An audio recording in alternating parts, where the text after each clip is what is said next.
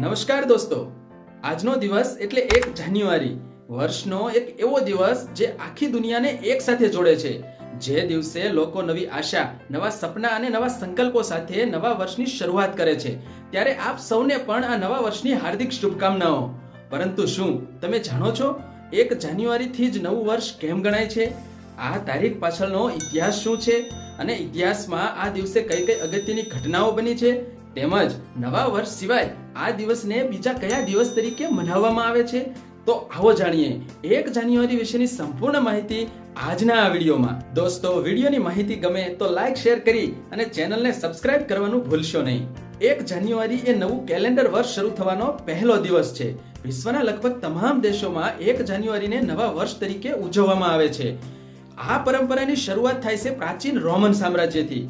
પ્રાચીન રોમમાં સૌથી પહેલા વર્ષની શરૂઆત માર્ચ મહિનાથી થતી હતી. તે સમયે રોમનોમાં એક દેવતા હતા જેનું નામ હતું જાનુસ, જેમનું એક મુખ ભૂતકાળ તરફ અને બીજું ભવિષ્ય તરફ હતું, જેમને રોમન લોકો શરૂઆતના અને અંતના દેવતા માનતા હતા. આ જ કારણે શરૂઆતના આ દેવતા જાનુસના નામ ઉપરથી વર્ષની શરૂઆતના મહિનાનું નામ જાન્યુઆરી રાખ્યું હોવાનું અને 1 જાન્યુઆરીને વર્ષના પ્રથમ દિવસ તરીકે ઉજવવાની પરંપરા શરૂ થઈ હોવાનું મનાય છે. ત્યારબાદ રોમન શાસક જુલિયસ સીઝરે જુલિયન કેલેન્ડર અમલમાં મૂક્યું. તેમાં પણ 1 જાન્યુઆરીને વર્ષનો પહેલો દિવસ બનાવવામાં આવ્યો. આ જુલિયન કેલેન્ડર ઘણા વર્ષો સુધી માન્ય રહ્યું, પરંતુ સમય જતા તેમાં ઋતુઓ અને તારીખોમાં વિસંગતતા જોવા મળી, જેથી વર્ષ 1582માં પોપ ગ્રેગરી 13 દ્વારા એક કેલેન્ડર લાગુ કર્યું, જેને ગ્રેગોરિયન કેલેન્ડર કહેવામાં આવે છે. જેમાં પણ રોમન સામ્રાજ્યની 1 જાન્યુઆરીને વર્ષનો પહેલો દિવસ ગણવાની પરંપરા જાળવી રાખવામાં આવી.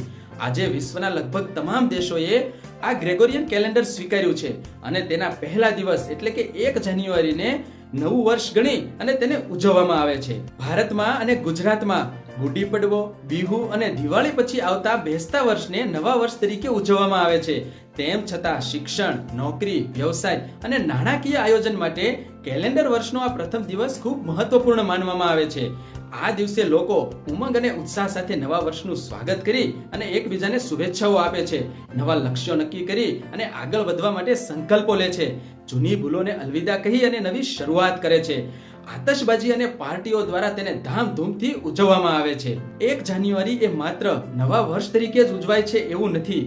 ઘણા દેશોમાં 1 જાન્યુઆરીને ગ્લોબલ ફેમિલી ડે એટલે કે વિશ્વ પરિવાર દિવસ તરીકે ઉજવવામાં આવે છે, જે પારિવારિક સંબંધોનું મહત્વ અને સમગ્ર વિશ્વ એક પરિવાર છે એવો એકતાનો મેસેજ આપે છે. આ દિવસને કેથોલિક ચર્ચ દ્વારા વિશ્વ શાંતિ દિવસ તરીકે મનાવવામાં આવે છે, જેના દ્વારા સમગ્ર વિશ્વને શાંતિ, ભાઈચારા અને માનવતાનો સંદેશ આપવામાં આવે છે.